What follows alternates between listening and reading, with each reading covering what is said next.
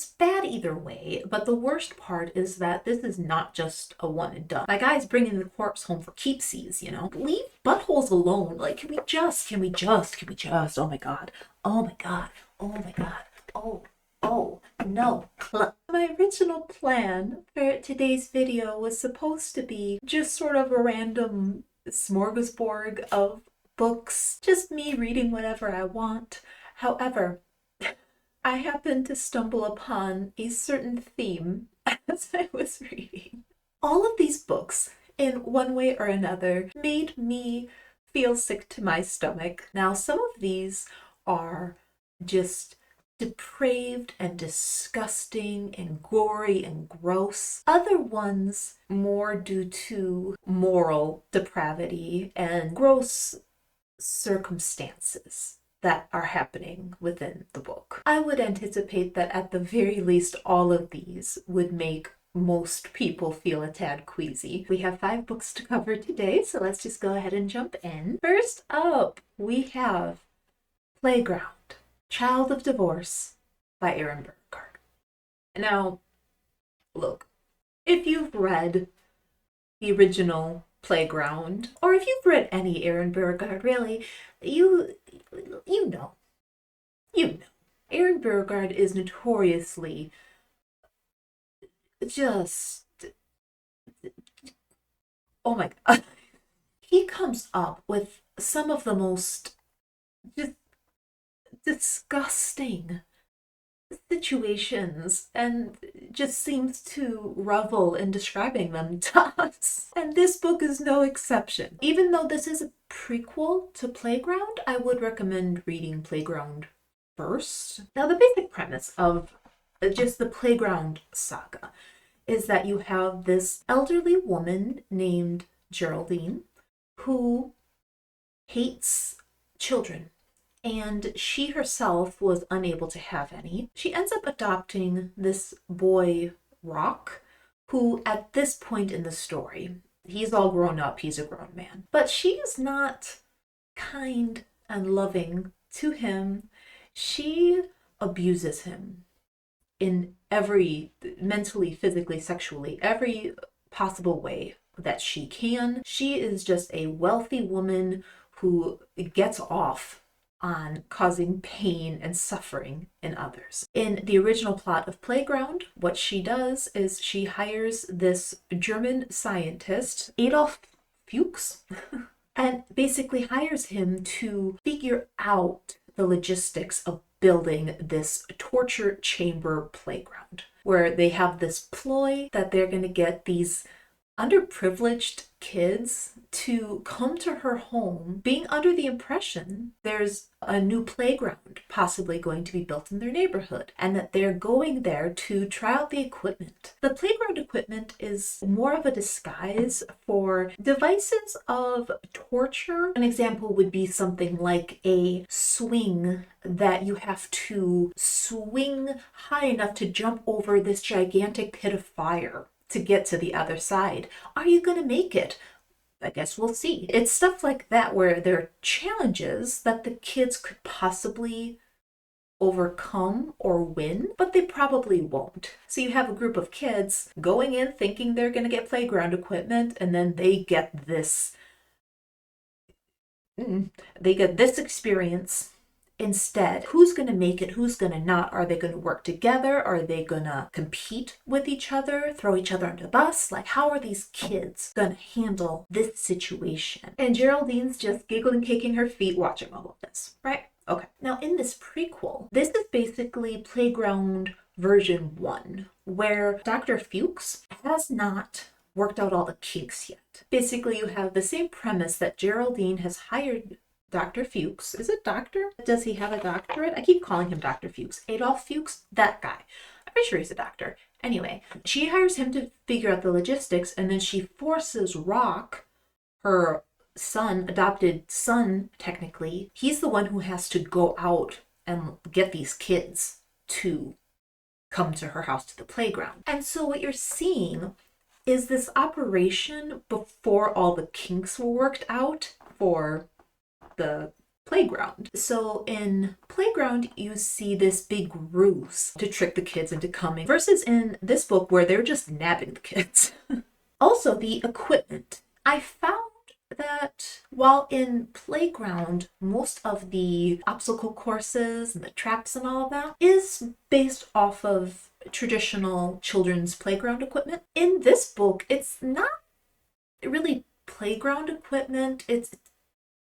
It's kind of playground adjacent. It's more like children's games, hula hoops, or like slip and slides, stuff like that. You might use on a playground, but you wouldn't necessarily find them there, you know what I mean? And so in this version, you're getting the same premise, these kids trying to survive this initial version of the playground. We're getting even more details about Rock's character, who, if you've seen my Aron Beauregard video where I talked about the original playground, then you know how I feel about Rock. And I maintain my opinion because he is involved in all of these terrible things that are happening, but it's only as a result of the abuse that he's endured. He does what Geraldine tells him to because he's afraid of her. So despite the fact that he's a grown man, her abuse of him starting from a young age is he's just truly one of the initial victims of Geraldine. So the more disgusting characters in this book being Geraldine and Adolph Fuchs. Rock, even though he's involved, he's somebody that you definitely feel more sympathy and compassion because he's not enjoying this. Also, the children in this book, like I said, there's no ruse to get them there. And so they just kind of preyed on children that were at a boys and girls club. There actually was, he's not a new Rock. Rock is still Rock, but there was another child who pulled on my heartstrings. Josh was my favorite child. And I have to say, there isn't a dog in this book, but there is a rat named Polly. Now, Josh has big, protector energy, and I like Josh a lot. And I would like to protect Josh as well as Rock. I think all of us should go camping. This is what we're going to do. We're going to go camping. We're going to bring maybe a dog because I feel like both Rock and Josh, like animals, would benefit from that kind of happy-go-lucky dog energy, right? We could also bring a rat for Josh as well. It may not be Polly. We're going to make s'mores. We're going to look up at the stars and talk about the meaning of life. And then the next day, intensive therapy. Now, obviously the premise of this is very disturbing, but when we're getting into what part of this really made me squirm, I can't even say.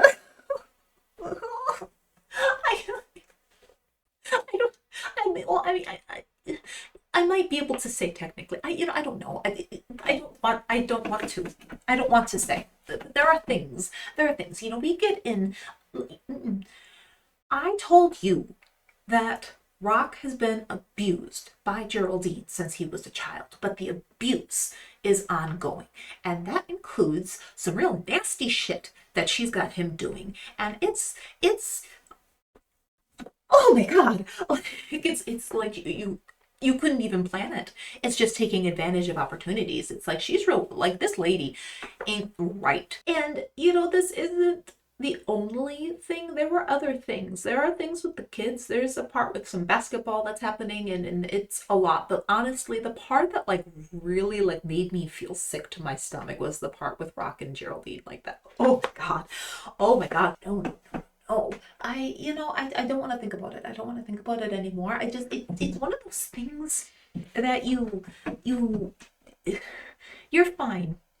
So yeah, there is a little bit of background on there's some other weird things between Geraldine and her mother. There's some background on Adolph Fuchs. So there's other things. There is kind of this theme of kids who maybe have shitty starts in life and your ability to overcome the tough circumstances that you're given. There's a line in this book that says, "Don't let the bad things that happen to you be all that your life's about." Honestly, I think that if you peel away all of that insane stuff, I actually think that that is one of the more important lessons that people have to learn in life. You have to choose to make your life about more than the worst things that happen to you. I mean, there's so many people who have trauma and baggage, and it's like they're never able to move on, and it's something that just truly defines them for their entire life. And so again, it's like, look, I'm not trying to pretend that this is the deepest book in the world, but I do think that that is a bit of a theme here, especially where these kids come from and the circumstances that they're coming from, and then being placed into a situation like this. It's like, okay, do you just curl up and die, or do you keep fighting because you still have hope that you can kind of take that agency back in your life and turn things around for yourself? So I actually really enjoyed that aspect of this. I did not enjoy some of the other things. That's exactly what it is supposed to do. That's exactly what it's supposed to be. Next up, I received an email from the author Eric LaRocca asking me if I would be interested in receiving his new book from his publisher, and I was like, yes, please. And then it actually came, and it's a hardcover. I received a hardcover version of his new book, We Are Always Tender with Our Dead, which is going to be part of a series of 3 books called the Burnt Sparrow series. You know, so Eric LaRocca, I don't know if you're seeing this or not, but if you are, then thank you again so much. It's so weird. It's like, yeah, I'm reviewing books and putting it out there for the world to see, but my channel's still so small that it always surprises me that people know I exist. This book was already on my wish list when I received that email, so I was already anticipating reading this at some point. The story is taking place in Burnt Sparrow. That is the name of the town. And so we have 2 different characters that we are jumping back and forth between. We have a boy named Rupert, who is 17 years old. It's just him and his father. His mother has passed away. And his father wakes him up one day and is like, "Hey, we gotta go." And Rupert's like, "Where are we going?" And he won't tell him anything. He's like, "Just get dressed and come along." And that is such a common theme in this book. Just complete and utter lack of communication. He ends up going with his dad, and we come across this scene in the town where there is just this sea of corpses in the middle of their town square, just in the middle of the street. Just all of these people who have been killed. There's been this massacre done by this family who's been caught. So instead of what you would typically expect, it's a crime scene, you got to take a lot of pictures, you're going to have all those people there doing whatever tests they need to do, science. And then the bodies would be treated with dignity and respect, and they would be taken off the road and brought to be handled and correctly cared for, and then buried or cremated, whatever the person wanted, right? But that's not what happens. This town is like, we are actually going to leave these bodies here so that everybody remembers what happened here. But in order to keep the bodies there, they're basically hiring some of the other town people to patrol the bodies, including Rupert and his father. And so that's how this book is starting, with this 17-year-old boy getting roped into having to patrol to make sure that wild animals don't try to come and like take one of the corpses or something. It's a very strange start, right? Why would the town want to do that? Like there's so many questions, right? You get this sense of this town having this very isolated, culty type vibe to it. And so a lot of these things you notice as being very unsettling and very off-putting, but you don't necessarily know the motives for these things. There's a lot of mystery held onto the why of what's happening. Now, as I said, the family who decided to commit this massacre has been retained. These are not normal people. There's a mom and a dad and a teenage boy. They do not have faces. They have a place where a face should be, but instead there's just like one tiny little slit in their where their face should be. And that's how they breathe and stuff, I guess. And so they're real weird, and people aren't acting like that is normal. Everybody else in the town has a face, but people are not being as concerned and like freaked out about that as you would normally anticipate, right? Like they're not acting like it's normal, but they're just like, huh, that's weird.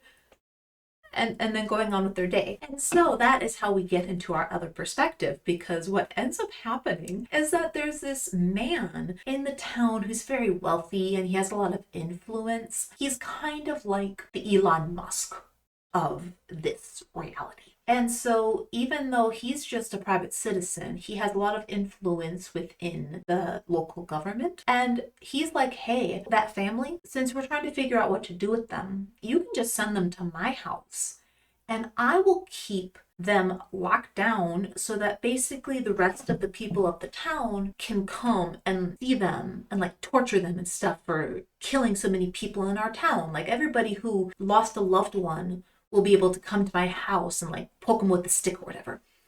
And the town's like, that's a good idea.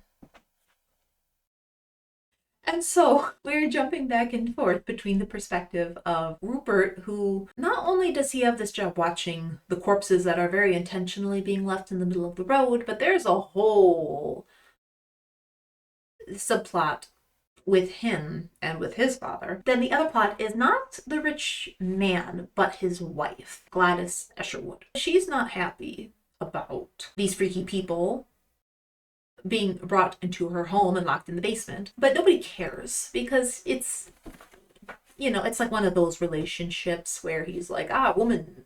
The basic premise of this is not the massacre itself, but it is all the aftermath. So many different things that are going on that I don't want to spell out. I don't want to spoil because I don't know what sorts of things will continue to be left up in the air versus what sorts of things are going to be explained and kind of broken down a little bit more in future books. I'm very curious to see if the other books in this series are telling the perspectives of other people in the town, or if it is just a continuation of this timeline that we've already established in the first book. Because it really could be either or. Something that Eric LaRocca did in this book that I've noticed in other books is he writes a lot of stories within a story. So there's a lot of journal entries, dreams, or, oh, this is a story that my mother told me, stuff like that. There's a lot of stories within the story that, again, it's not even really clear if it's important or relevant to the main plot. Sometimes you get the sense that it's not real, but you're not really sure. And other times you get the sense that it is real. And that was the part in this book that like made me feel a little bit queasy, because this isn't gross so much in the way of like graphic descriptions of body horror or something like that. This is one of the books that it's much more about the morality or lack thereof of what's happening. The thing that hit me the most would be a journal entry that's towards the end of the book from Mr. Escherwood, the rich guy. And somebody is reading his journal about an experience that he had as a child. And it's not overly graphic. It's not overly indulgent in the way that it's described. It's just disturbing. I think that part hit me in particular because it felt more realistic, actually. Something about it being less surreal and out there made it more effective. For me personally, at least. There's something about somebody going through something traumatizing and that person still being in a place where they haven't really processed that that's what happened, and the sort of innocence and confusion in the way that they might describe those events, you know? Something about that. It just kind of sits in your chest in a weird way. There's a revulsion to some of the things that are happening in this storyline. It's not being presented as being normal, it's being presented as the person engaging in the activity does not realize or isn't in a frame of mind to accept how far gone they are. And that makes it not just uncomfortable to read, but it makes it kind of sad. So you have the mysterious elements of the town, and then you have these emotional pulls from some of the subplots and the stories within a story. I really enjoyed it. I'm very curious to continue on with the series. There's so much that hasn't been explained. There's so many mysteries. There's so many lack of motive to certain things that happen, and I'm so curious to see what he decides to explain further and what things he just sort of lets sit as a mystery to be unknown. If you're not familiar with Eric LaRocca, it is important to know that he, from everything that I've read from him so far, he's very character driven. There's so much character development, and there's so many different little things that he kind of just whispers, just gently touches on, and then immediately pulls back. One of the stories within a story had this line in it, and it was this couple. One of the people in the relationship says to the other person, they're like, hey, would you stay even if we couldn't hurt each other? And something about that line just hit me like a brick wall. You really think about the types of relationships, the toxic, unhealthy romantic relationships, or not even just romantic, just any kind of relationship that people find themselves staying in for whatever reason. Would you stay if we couldn't hurt each other? Like, that's almost the point. What you would be getting out of the relationship is that no matter how badly I mistreat you, you don't leave, and that's why I like you. And that, like, oh, like stuff like, oh god, like, and that's just this tiny little subplot. There's so much weight to it, and there's so much depth there if you want to swim around in it or not. The one thing that I'm gonna say, and this might seem a little nitpicky, but I have a bone to pick with Mr. Rupert. Now, to be fair, Rupert is supposed to be 17 years old, and as such is stupid. But he has this line in this book. I've described this town to you, not in great detail because I want to leave some mystery for you. If nothing else, you should know that this is a freaky little town. It's not like this town was normal and then this massacre happened and then everything got weird. Like, this town has always been weird, right? And my guy, Rupert has always felt as though he's running out of time.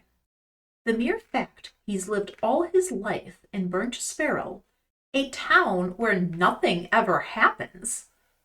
Nothing ever happens. Do you remember me telling you the plot of this story? Can I explain to you all the things that I haven't brought to your attention that happen in this town?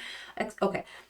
Where nothing ever happens and where everyone seems subject to the same accelerated entropy and decay might have contributed to that all-consuming anxiety.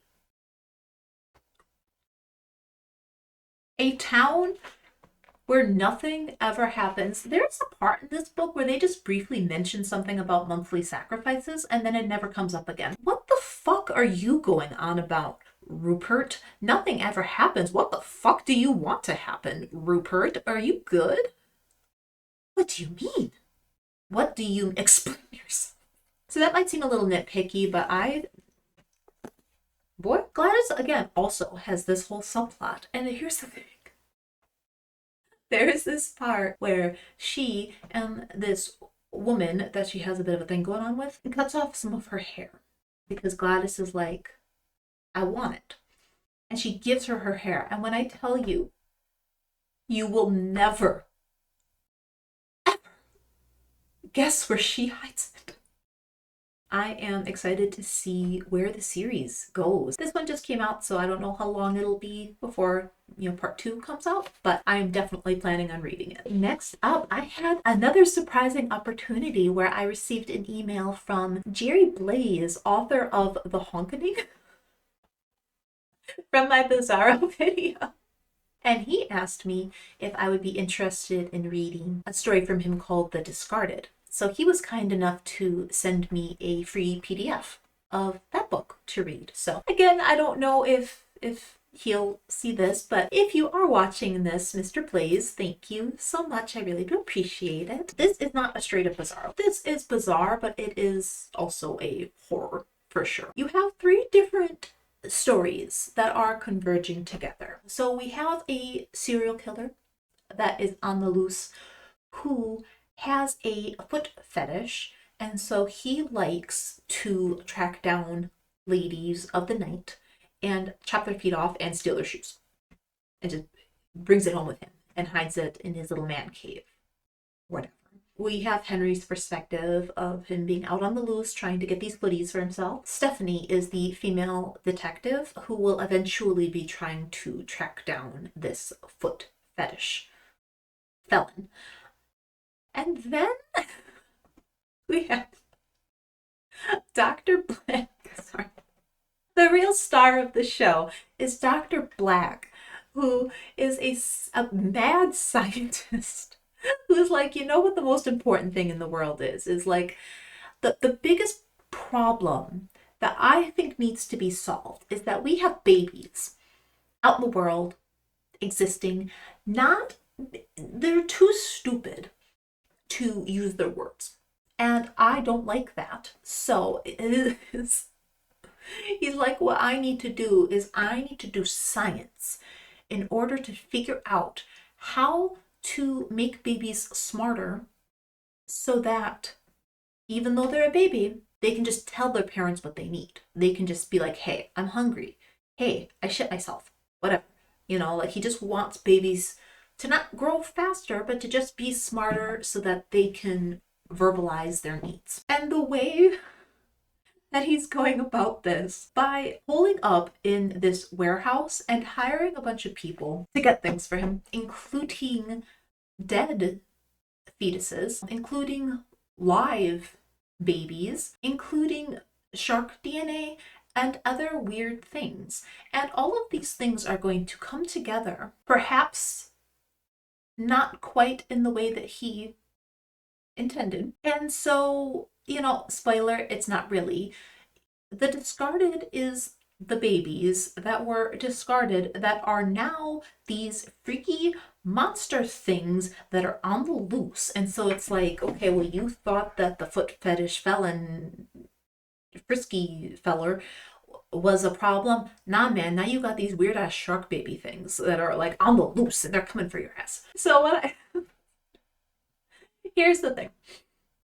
This entire world, everything has a hint of reality in it, but everything is very exaggerated. Right off the bat, I know he wanted dead fetuses, so he sends his goons to an abortion clinic to go into the dumpster and to get the fetuses out of the dumpster. But it's insane right off the bat, because not only do they get aborted fetuses, but it mentions like a toddler, that they got a toddler out of the dumpster. I'm like, why would the fuck would a toddler? Why would he be there? How did that happen? What goes on here? And then when he needs live babies, they don't go to an orphanage. Do orphanages still exist? They don't go to an orphanage. They don't go to a hospital. They just go around, again, his goons, go around the city and just find the ones that were discarded in dumpsters. People who just abandon their babies in like trash cans and stuff. And it's like, that does happen. But even in a major city, are you going to be able to find 20 babies that were abandoned in dumpsters? Probably not. But just everything is to the extreme. Like the foot fetish guy, he likes high heels. That's why, it's not just because the ladies of the night aren't going to be missed or whatever. It's also because they tend to wear those real sexy heels, right? But in his world, in this foot fetish feller's world, every woman is wearing heels. People that it wouldn't even make sense. It's like the lady, the cashier at the grocery store. The cashier at the grocery store standing on her feet for 8 hours behind the red, like, why on earth would a woman wear stilettos working as a cashier at a grocery store? Or there's a scene with his wife who she's doing the dishes or something, but she's wearing a bathrobe and stilettos while she's doing the dishes or cooking or something. But it's just, and at first glance, it's like, okay, well, this isn't, like, this is nonsensical, but it's like, well, yeah, like, very intentionally so, right? But like, sometimes things feel like they don't quite make sense, but it doesn't feel like it's on purpose. And I don't know if that's just me missing the boat or if it was just perhaps a little bit of an oversight. Sometimes it's hard to tell. Now, look, to each their own. I am not here to shame anybody for a harmless fetish that you have. You do you. We get into a lot of weird shit here. This is a safe space. If you have a harmless fetish thing. So if you are somebody who you like the feetsies, you do you. It's not my thing. So you can understand that for me, reading that part, that wasn't the part that made me feel sick, but it's like a little icky because he gets real romantic with those footies. Everything going on with these babies is the part it gets so like. And despite the fact that it's so silly, it's also very gruesome and gory at points. This was fun. What I will say though, it's time for constructive criticism corner. I think that this book, it shines the most when it is in that fast-paced momentum. And I really think that this book would have been improved if more fluff had been cut out. The whole book, I think, is like 183 pages. It probably could have been 150. And it would have been better for it. There are moments where there is a lot of time spent on really inconsequential details, and I find that it kind of slows down the momentum of the story, which is unfortunate because that's when it's fast-paced, that's when it's, all this crazy stuff is happening and it's fun and exciting to read. You have to create a reason why this nurse is stepping away from this area of the hospital. And so it's explained that she's going to the vending machine. And that's enough. That's enough information. We understand that this area is not being watched because she has stepped away. That's enough information. But instead, we as the reader, we go with her to the vending machine. We are there with her as she is deciding what snack she is going to get. And it's like broken down step by step as she's like, okay, I'm going to get this. She presses the button. It drops down. She reaches her arm in to grab her snack. And that entire scene, in my opinion, should have been cut because it's not important to the story. It's slowing down the momentum, and just to be honest, it's just not interesting. So there's really no reason for it to be in there. That's just one example. And when you have that repeatedly throughout the story of these moments going into more detail than what is warranted, I think that that's a way that it could have been improved. In particular, there's this one other scene where our Dr. Black, he's in his warehouse doing his mad scientist stuff. It's told to us that he's going to order a pizza. Which, that, again, in and of itself can be valuable information. It's supporting the idea that this man is so obsessed with what he's trying to do. He's not leaving this warehouse for anything, not even for food. There's some value to that. We don't need to experience the actual phone conversation of him with the delivery man. And especially because when that scene is done, it's not realistic. Or I want a pepperoni pizza and a soda. You're going to call a pizza place and just ask for a soda, and there's not going to be any follow-up questions about what kind or what size or any of that stuff. And look, it doesn't matter.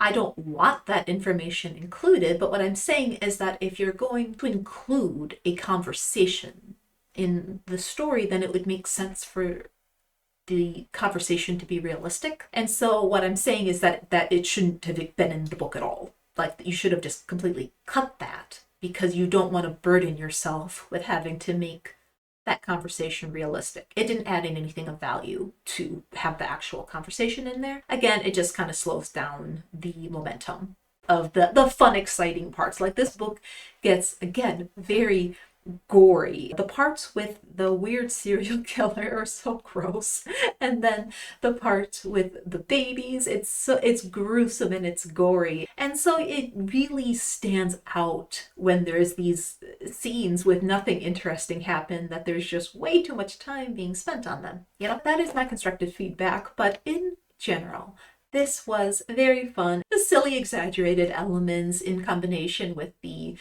gore and the horror and stuff. It's just something that I really enjoy, and this was no exception. Next up, we have It's Me, Charlie, Special Edition by C.M. Guidroz. Now, this is a pretty short story, 63 pages, I think. So when it says special edition, it just means that there was one additional little chapter at the end, which completely changes the ending. By the way, this is a story about a man named Charlie. He becomes obsessed with this woman, Jessie, that he sees online. She is a writer who self-publishes erotica, and she has this online presence, and that's how he gets to know about her, and he starts reading all of her work. He begins to pose as a woman online and develops a friendship with Jessie, where she's talking more openly with him because she thinks Charlie's a woman, and Charlie believes that because he is reading all of this erotica that she's written, that he has a realistic idea of what Jessie wants in a man. And so he kidnaps Jessie, believing that he will be able to do some of the things that she's written, and that she will be happy about it because that's her fantasy. I guess I'll leave it there. I really can't say too much more without spoiling everything. Like, look, obviously the basic premise of this, it's based in reality. People thinking that they know you better than they do based off of what you present about yourself online. So the premise of having a stalker and having that person track you down is obviously scary. But this book, you know, again, I'm not here to shame anybody. I'm not here to shame anybody for harmless fetishes, for harmless things that you're into. You do you. But like, there's just certain things that just like really, really gross me the fuck out. And it is, there's that in this book. It just so gross, and it's something that Charlie thinks it's her fantasy, and so he's doing this thing, and I don't know what else to say about this. Again, it's pretty short. It is, you know, maybe not for some people. To me, if I had to pick, this one probably grossed me out the most. This was short, but impactful in terms of the squirm. Short and squirmy.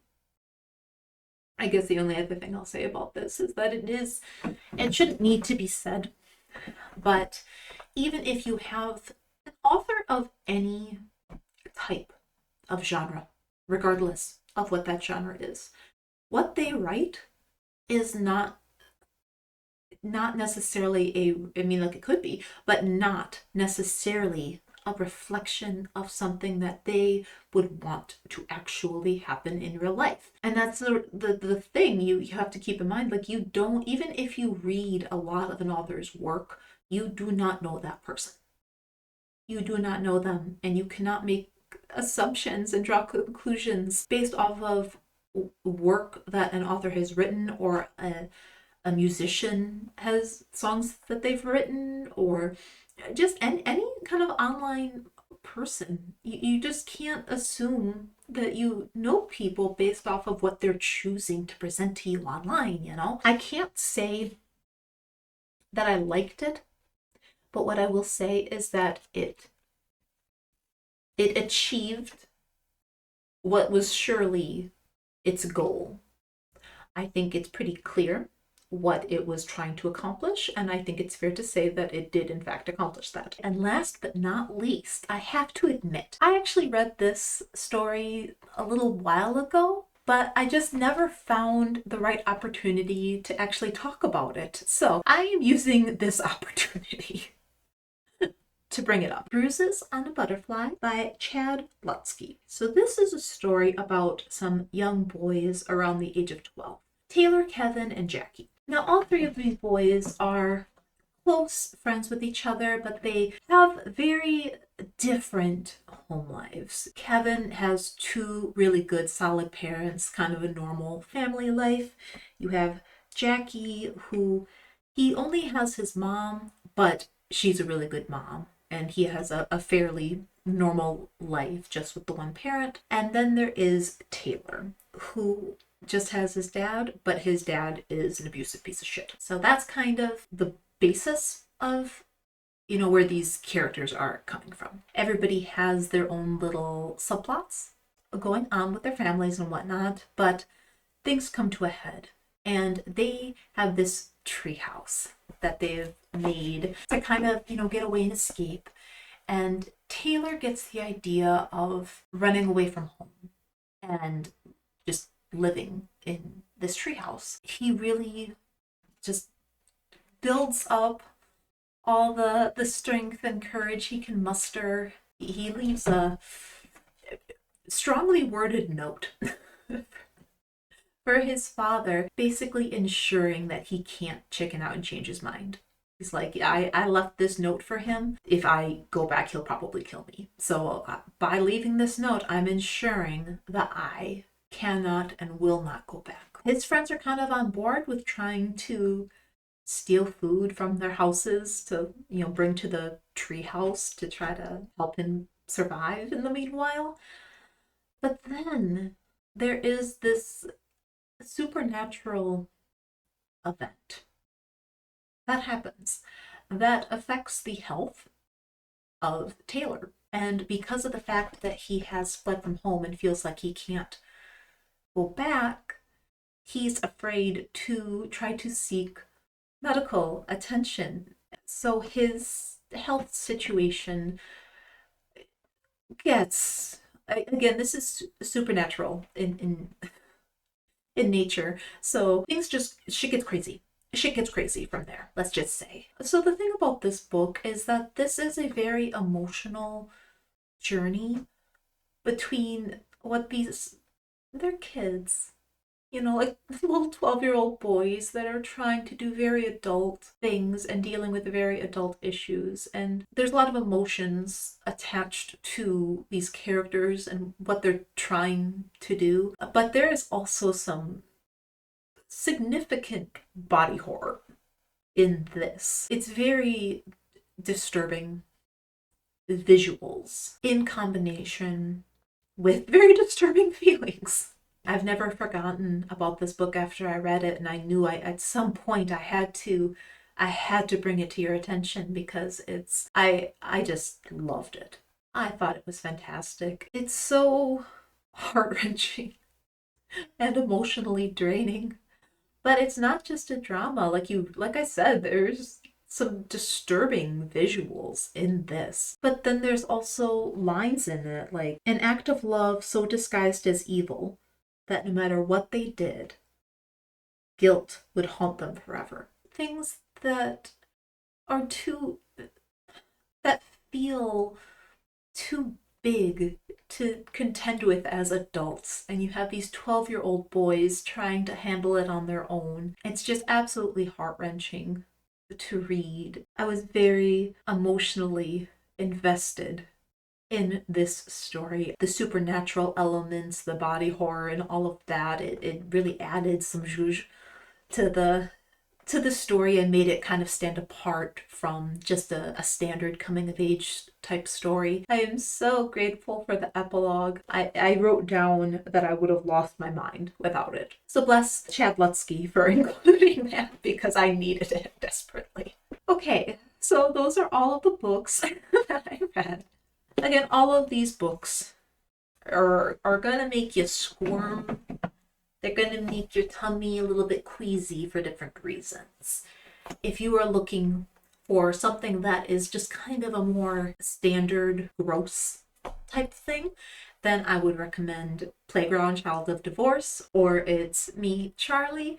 If you want something that has more of an emotional toll to it, then you could definitely go with We Are Always Tender with Our Dead or Bruises on a Butterfly.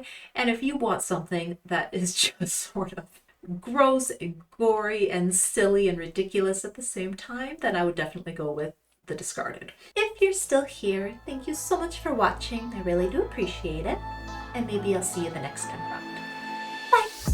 My sister has a dog, and her dog has this stuffed hedgehog that he is in a romantic relationship with.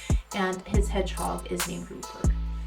And he just humps the shit out of him. Like, they are getting freaky with everybody in the room. He is not shy about showing his affection.